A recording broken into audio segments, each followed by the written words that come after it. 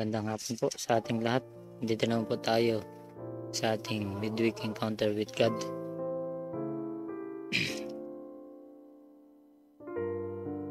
Sa ating pong paninimula, tayo po ay manalangin. Panginoon namin Diyos na makapangyarihan sa lahat. Salamat po Panginoon sa araw na ito.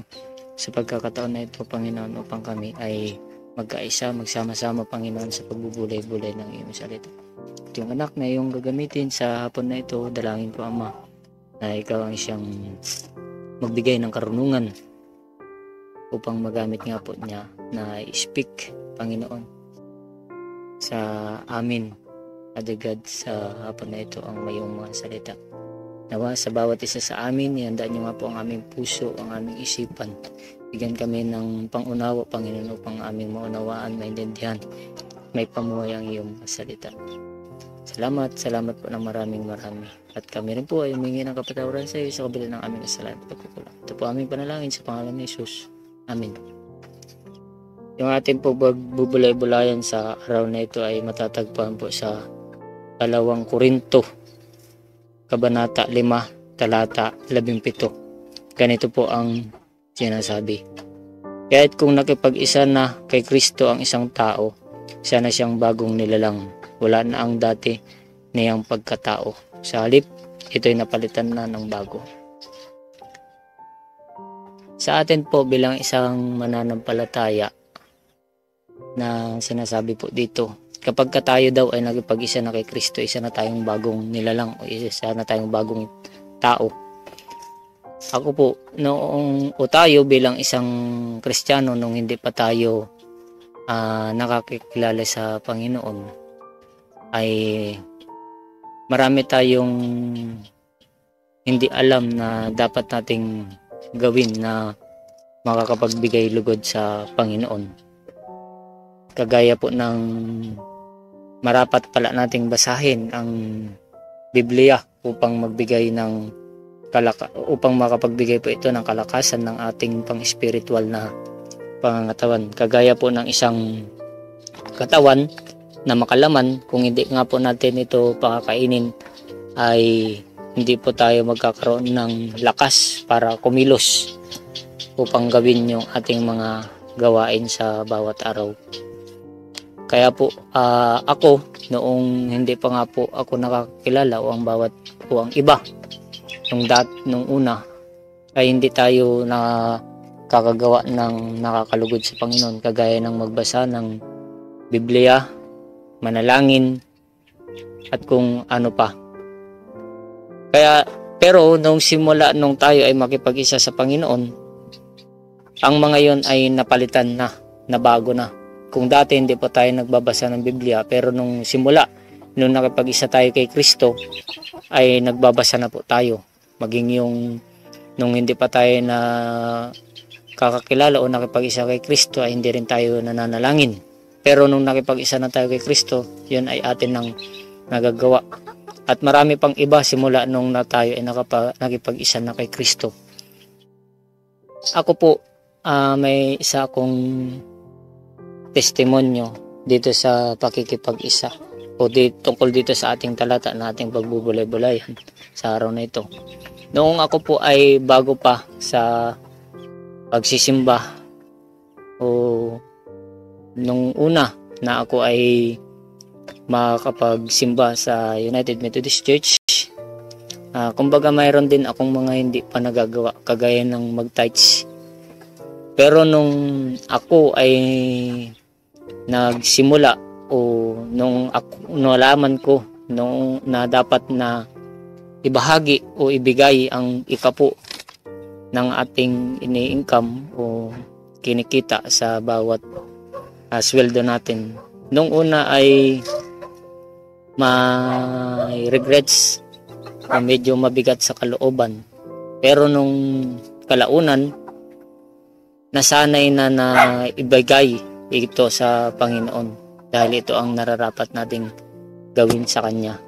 Na ibahagi o ibigay sa Kanya yung para sa Kanya, yung Kanyang share sa atin.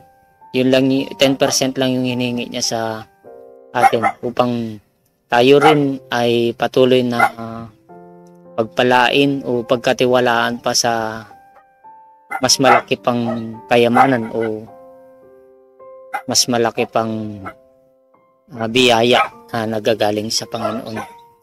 Kaya po tayo bilang isang bago ng tao o tayo na nakipag-isa na kay Kristo, pagsumikapan po natin na magampanan yung mga tungkulin na ipinapagawa sa atin ng Panginoon.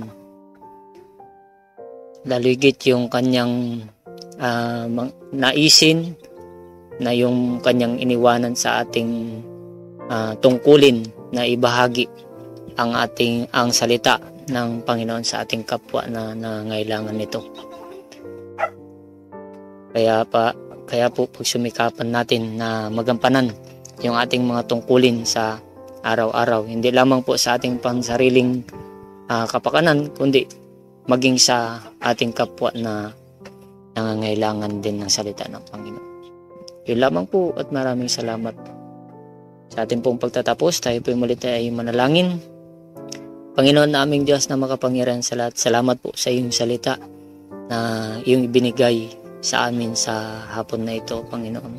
Dalangin po namin na tulungan mo kami na magampanan yung aming tungkulin, Panginoon, sa bawat araw na dumarating sa aming buhay. Salamat po sa pagkakataon na muli kami ay nakapakinig, Panginoon, ng iyong mga salita. Dinadalangin namin ng iyong mga anak na may mga karamdaman, Panginoon. Dalangin namin na iyong nga po silang hipuin na inyong pagpalang kamay.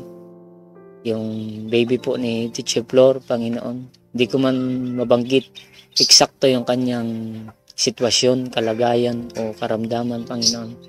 With the powerful name of Jesus, Father God, pinadalangin namin ang buhay ni Francine sa iyo. Nilalapit namin siya na iyo nga po siyang pagpalain ng kagalingan, Panginoon, upang yung kanyang mga magulang mahal sa buhay ay hindi na nga po pagala sa kanyang kalagayan. Inaangkin na namin ng Father God ang kagalingan na yun nagmumula po sa iyo para kay Francine. In Jesus' name, in Jesus' name, in Jesus' name. Maging si Kuya Rani, Father God, aking nga pong ipinapanalangin kung ano yung kanyang kondisyon ngayon. Dalangin ko, Panginoon, dalangin tamin na bigyan niyo siya ng lakas, Father God, upang kanyang mapagtagumpayan yung pagsubok ng buhay na kanyang pinagdadaanan ngayon, taligit sa kanyang pagkawala ng trabaho, Panginoon, sa mga alon ng buhay. Father God, bigyan niyo sila silang pamilya, Panginoon, ng kalakasan upang pagtagumpayan. Alam po namin, Panginoon, na hindi mo ibibigay yung mga pagsubok na yun sa kanila kung hindi nga po nila yun kaya. Kaya nga po, Ama, kami ay patuloy na inilalapit ang kanilang pamilya, Panginoon. At sa aming mga kapatid, Father God, na hindi namin nakakasama, Panginoon, sa iyong bahay-sambahan, nilalapit namin sila sa iyo, pinapanalangin namin sila sa iyo, Father God, na muli mo silang piliin, Panginoon, na tawagin, dalhin sa iyong bahay-sambahan upang makasama namin sila sa iyong bahay-sambahan, upang makasama namin sila sa pagpupuri at pagpapasalamat sa iyo. Napanalangin ko, Panginoon, si Brother Alan sa iyo, Father God.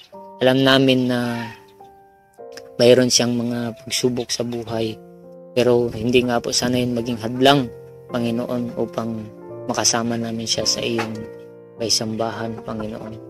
Lord God, maraming salamat po sa hapon na ito, sa pagkakataon, sa kalakasan, sa mga biyaya na iyong ipinagkaloob sa amin, higit pa sa aming mga pangangailangan. Kaya nga po, Ama, ikaw ang siyang patuloy na mapapurihan, mapasalamatan, na patuloy sa araw-araw, Panginoon. Lord God, maraming pong salamat. Ito po ang aming panalangin sa pangalan ni Jesus. Amen.